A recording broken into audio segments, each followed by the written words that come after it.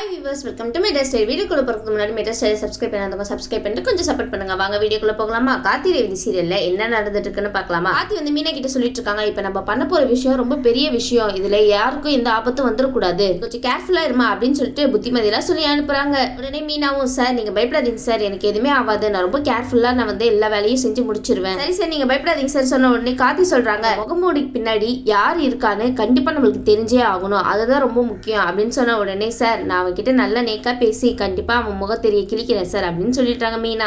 கார்த்தி முழுக்க உங்களை தான் நம்பி இருக்காரு, இந்த ஆதாரம் தான் அவர் வாழ்க்கையே திருப்பி போட போகுது, கரெக்டா செஞ்சு முடிச்சிடுவீங்கிற வேலையை. மீனாவும் மருத்துக்கிட்ட பேசி வெறுப்பேத்துறாங்க, நீ எதுக்காக இந்த மாதிரி மாஸ்க் போட்டு இருக்க, உனக்கு என்ன பயமா என்ன, நானே ஒரு பொண்ணு, நானே பயப்படாம என்னோட முகத்தை காமிக்கிறேன், நீ என்னன்னா கோலம் மாதிரி அவ்வளவு பயமா அப்படின்னு சொல்லிட்டு ரொம்ப வெறுப்பேத்திட்டு இருக்காங்கப்பா. நான் பயப்படுறேன், நான் நெவர், ஆமா அதுக்காக தானே முகத்தை மறைச்சு வச்சிருக்கேன் அப்படின்னு சொல்ல உடனே மருதுக்கு ரொம்ப கோவம் வந்து மாஸ்க கழட்டிடுறாருப்பா. அது இந்த வீரத்துக்கு ஒன்னும் குறைச்சல் கிடையாது, பண்றதெல்லாம் தப்பான வேலை, கோவம் மட்டும் பொங்கிட்டு வந்துருதோ. இந்த பக்கம் கார்த்தி ரொம்பவே சந்தோஷப்படுறாரு, எப்படியோ மீனா வந்து பேசி அவன் முகத்தெரிய கிழிச்சிட்டா அப்படின்னு சொல்லிட்டு. உடனே மீனா நினைக்கிறாங்க, எப்படியோ பேசி முகத்தை காமிக்க வச்சாச்சு, அதுக்கப்புறம் ஆபத்து எனக்கு இல்ல உனக்கு தான் அப்படின்னு சொல்லிட்டு அவங்க ஒரு பக்கம் நினைச்சிட்டு இருக்காங்க. இதெல்லாம் கார்த்தி சார் பாத்துருப்பார்ல அப்படின்னு சொல்லிட்டு உடனே மருந்து மறக்கிறாருப்பா, இங்க பாரு நீ கேட்ட பணத்தை கொடுத்துட்டேன், இதுக்கப்புறமா நீ எனக்கு குடைச்சல் கொடுத்தேன்னு வச்சுக்கோங்க, இன்னும் உன்னோட வீடியோ ஆதாரம்லாம் என்கிட்ட தான் இருக்கு, ரிலீஸ் பண்ணி விட்டுருவேன், என்ன புரியுதா அப்படின்னு சொல்லிட்டு மிரட்டல் விடுறாருப்பா.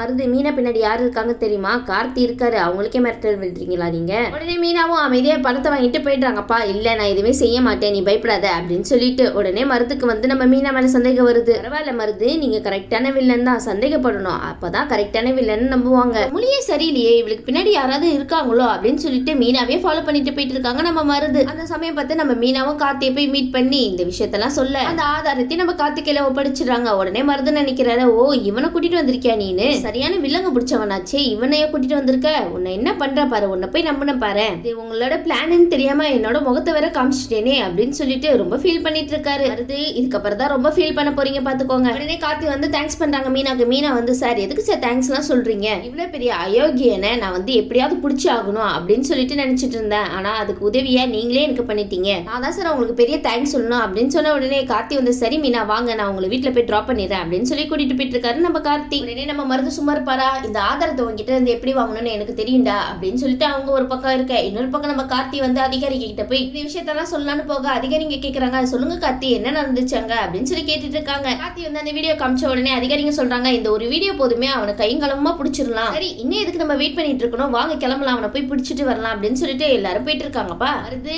கேமா விளையாண்டுட்டு இருக்கீங்க, இனி கார்த்தியோட கேம் ஸ்டார்ட். இன்னொரு பக்கம் எப்படியோ மருது வந்து நம்ம மீனாவை பிடிச்சிடுறாரு. மீனாவை பிடிச்சி வச்சுட்டு கார்த்திக்கு வீடியோ கால் பண்றாரு, இங்க பாத்தியா நானே 4 பேருக்கு ஆட்டம் கட்டுறவன், நீங்க எனக்கு ஆட்டம் கட்டுறீங்களா என்ன அப்படின்னு சொல்லிட்டு வீடியோ கால்ல மீனாவை பிடிச்சி வச்சிருக்காருல அதை காமிச்சிட்டு இருக்காரு. உடனே கார்த்தி வந்து, இங்க பாரு நீ எதுவும் பண்ணிடாத, உங்களை தயவு செய்து விட்டுரு அப்படின்னு சொன்ன உடனே மருது வந்து, சரி விட்டுருணுமா, ஓ நீ கையில வச்சிருக்க பத்தியா ஆதாரம், அந்த ஆதாரத்தை என் கையில வந்து கொடுத்துருப்பா, நான் விட்டுறேன் அப்படின்னு சொல்லிட்டு இருக்காரு. என்ன கார்த்தி நீங்க யார் கண்ணில் படக்கூடாதா, அவங்க கண்ணிலே பட்டுட்டீங்களே, இவ்வளவு உயிரோட விடணும்னா நீ வீடியோ ஆதாரத்தை என் கையில கொடுக்கணும், அப்பதான் உயிரோட விடுவேன், என்ன ஓகேவா இந்த டீல் அப்படின்னு சொல்லி கேட்டுட்டு இருக்காரு. உடனே கார்த்தியும், சரி நான் எல்லா ஆதாரத்தோட நான் அவங்க வரேன், அவளை விட்டுருங்க அப்படின்னு சொல்லிட்டு இருக்காரு நம்ம கார்த்தி. நம்ம மருது ஸ்டைலா உட்கார்ந்து இருக்காருப்பா, பொண்ணு கிட்ட கூர்மையான ஆயுதத்தை வச்சு மிரட்டிட்டு இருக்காரு. உடனே இதை பார்த்து அதிகாரிகளும் கார்த்தி வந்து, அந்த பொண்ணு எதுவும் செஞ்சிடாத விட்டுரு அப்படின்னு சொல்லிட்டு இருக்காங்க. சரி விட்டுறேன், நீ அந்த செயின் உன்னோட மொபைல் எல்லாம் கொடுத்துரு, நான் இந்த பொண்ணை விட்டுறேன் அப்படின்னு சொல்லிட்டு இருக்காங்க. ஆனா கார்த்தியோட நிலைமை யாருக்குமே வரக்கூடாதுப்பா, கார்த்தி வந்து எல்லா ஆதாரத்தையும் அவர்கிட்ட ஒப்படைச்சிட்டாரு. ஒப்படைச்ச உடனே மீனாவை தள்ளி விட்டுட்டு ஓடி போயிடுறாரு நம்ம மருது.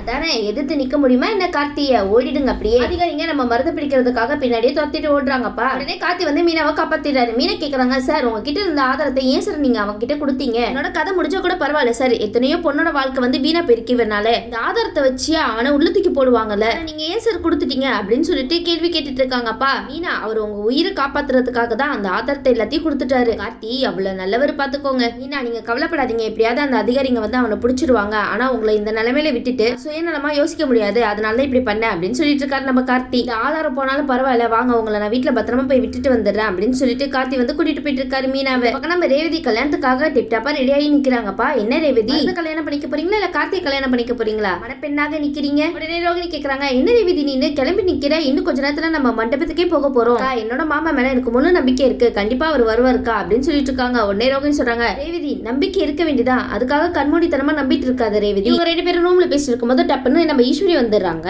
ரோகிணி பேச்சு மாத்துங்க. உடனே ஈஸ்வரி வந்து ரேவதியை பார்த்துட்டு, ரேவதி நீ ரொம்ப அழகா இருக்கமா, கண்ணே பற்றும் போலயே அப்படின்னு சொல்லிட்டு இருக்காங்கப்பா. இத்தனை நாளா இதுக்காக தானே காத்துட்டு இருந்தேன், உன்னை உன்னை பார்க்கவே எனக்கு ரொம்ப சந்தோஷமா இருக்கு. சரி வா ரேவதி நம்ம மண்டபத்துக்கு கிளம்பலாமா அப்படின்னு சொன்ன உடனே சிரிச்சுட்டே ரேவதி வந்து சரிம்மா கிளம்பலாம் அப்படின்னு சொல்றாங்க. ரேவதி நம்பிக்கையை மட்டும் விட்டுறாதீங்க, கண்டிப்பா கார்த்தி வருவாரு. ரேவதியை கூட்டிட்டு போகும்போது நம்ம மருது வந்துறாரு. மருது நீங்க அதிகாரி கிட்ட மாட்டிக்கலையா, இங்க வந்திருக்கீங்க? உடனே ஈஸ்வரி வந்து மாப்பிள்ளை நீங்களும் ரேவதி கூட கார்ல போயிடுங்க அப்படின்னு சொல்லிட்டு இருக்காங்க.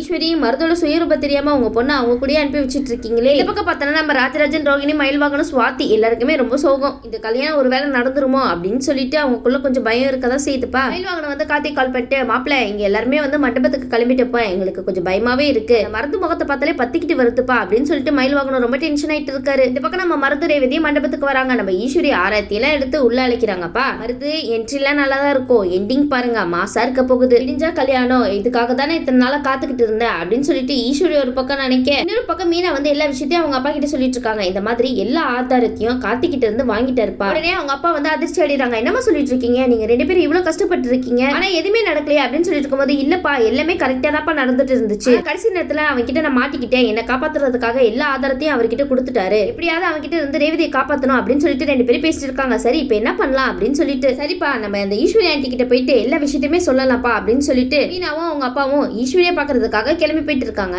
மண்டபத்துக்கு ரெண்டு பேரும் வந்துறாங்கப்பா. உடனே சாமுண்டீஸ்வரியும் சந்திராவையும் மீட் பண்றாங்க. மேடம் நீங்க தானே ஈஸ்வரி ஆண்டி, நீங்க யாரு அப்படின்னு சொல்லி கேட்ட உடனே, இல்ல உங்ககிட்ட ரொம்ப முக்கியமான ஒரு விஷயத்தை பத்தி சொல்லணும் மேடம். பொண்ணு பார்த்து கரெக்டா நம்ம மருது சார் வராரு. மருது போச்சா? உடனே மருது இவங்க ரெண்டு பேரையும் பார்த்து திரு திருன்னு முழிச்சிட்டு இருக்காரு. மருது மிரட்டலா விடுறீங்க, நீ எல்லாத்துக்கும் முடிவு கெட்டு வந்திருக்காங்க நம்ம மீனா, இந்த விஷயத்தை பத்தி என்கிட்ட சொல்ல போற அப்படின்னு சொன்ன உடனே, மருது பத்தின விஷயத்தை தான் நான் சொல்ல போறேன் அப்படின்னு சொல்லிட்டு மீனா சொல்றாங்க. உடனே ஈஸ்வரி முழிக்கிறாங்க. மருது பத்தி அப்படி என்ன என்கிட்ட சொல்லணும் அப்படின்னு சொல்லி கேட்ட உடனே, நிக்கிறானே மருது இவன் கொஞ்சம் கூட நல்லவனே கிடையாது மேடம், பொண்ணுங்களை வச்சுனா வீடியோ எடுத்துட்டு இருக்கான், அப்படி கேவலமான ஒரு ஆளு மேடம் அப்படின்னு சொல்லிட்டு இருக்காங்க நம்ம மீனா. கேட்டுட்டு அந்த ஃபேமிலியில நிக்கிற எல்லாருக்குமே வந்து ஷாக்கிங். ரோகிணி, சுவாதி, ரேவதி, ஈஸ்வரி, சந்திரகலா, ராஜராஜன், முக்கியமா நம்ம மருதுக்கு சோழியை முடிச்சு விட்டானுங்க போங்க மருது.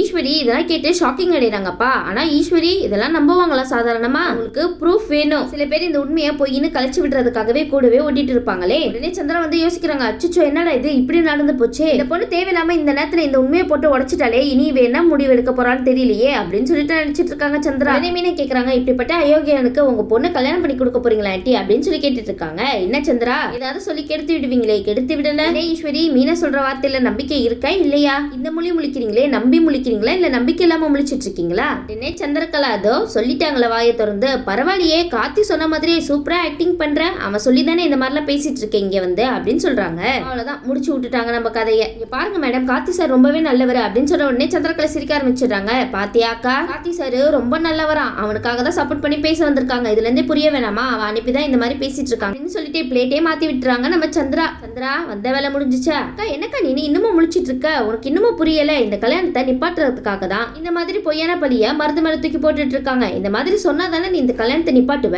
அதனால நம்ம பார்த்து வச்சிருக்கிற மாப்பிள்ள மேல இந்த மாதிரி தேவையில்லாம பழிய போட்டு கல்யாணத்தை போய் நிறுத்துப்பா அப்படின்னு சொல்லிட்டு இந்த பொண்ணு அனுப்பி வச்சிருக்கான். இந்த மாதிரிலாம் சந்திரகலா சொன்ன உடனே ஈஸ்வரி நம்பாம இருப்பாங்களா? ஈஸ்வரி வந்து மறுபடியும் ஷாக் ஆகுறாங்க. ஈஸ்வரி யாராவது ஒருத்தவங்க பேச்சு நம்புங்கப்பா, ஏதோ தெரிஞ்ச விஷயம் தானே, ஈஸ்வரி உடனே நம்பிடுவாங்களா என்ன? இந்த மாதிரிலாம் வந்து சொன்னா அவங்களுக்கு ஆதாரத்தை காமிங்கப்பா, அப்பதான் நம்புவாங்க. எனக்கு இந்த தைரியம் ஆயிடுச்சா, நான் பார்த்து வச்சிருக்கிற மாப்பிள்ளையே தப்பானவன் சொல்லி என்னை இந்த கல்யாணத்தை நிறுத்த பார்த்துட்டான்ல. உடனே வந்து மீனா சொல்றாங்க, என்னங்க நீங்க, நான் இந்த அளவுக்கு சொல்லிட்டு இருக்கேன், நீங்க என்னன்னா அவரை போய் தப்பா நினைச்சிட்டு இருக்கீங்க, கார்த்தி சார் ரொம்ப நல்லவரு, இங்க நிக்கிறானே மருது அவன் ரொம்ப மோசமானவன், அவனை நம்பாதீங்க அப்படின்னு சொன்ன உடனே மருது வந்து கை தட்டி சிரிச்சுட்டே வராரு. உடனே மருது வந்து ஈஸ்வரி அத்தை கிட்ட நினைக்கிறாரு, பாத்தீங்களா அத்தை மேல எவ்வளவு பெரிய அபட்டமான பழிய தூக்கி போட்டிருக்கானு. உடனே மீனாக்கு ரொம்ப பயங்கரமா கோவம் வந்து மருதோட சட்டையை பிடிச்சிடுறாங்க. உடனே மருது சொல்றாரு, பாருங்க அத்தை முன்ன பின்ன நான் இந்த பொண்ணை பார்த்ததே கிடையாது அப்படின்னு சொல்றாரு. அப்பா மருது வாயை திறந்தாலே செம்ம போய் தான் உங்களுக்கு, ஆனா இங்க பாத்தீங்களா ஆண்டி இந்த பொண்ணை வச்சு என் மேல எவ்வளவு பெரிய பழிய தூக்கி போட்டிருக்கான், அதுதான் என்னால தாங்கிக்க முடியல அப்படின்னு சொல்லிட்டு இருக்காரு நம்ம மருது. சரி மருதை மட்டும் நம்பாதீங்க. உடனே ஈஸ்வரிக்கு பயங்கரமா கோவம் வந்துட்டு மீனாவையும் அவங்க அப்பாவையும் திட்டிட்டு இருக்காங்க. என்ன நீங்க ரெண்டு பேரும் அந்த கார்த்திக்கு சப்போர்ட் பண்ணி இந்த கல்யாணத்தை நிறுத்த வந்திருக்கீங்களா? அது மட்டும் இல்லாம இந்த மாப்பிள்ளையை தேடி பிடிச்சி நானே இங்க கூட்டிட்டு வந்திருக்கேன், என்னோட செலக்ஷன் எனக்குமே தப்பா இருக்காது அப்படின்னு சொல்லிட்டு ரொம்ப புகழ்ந்து பேசிட்டு இருக்காங்க அவங்கள பத்தியே.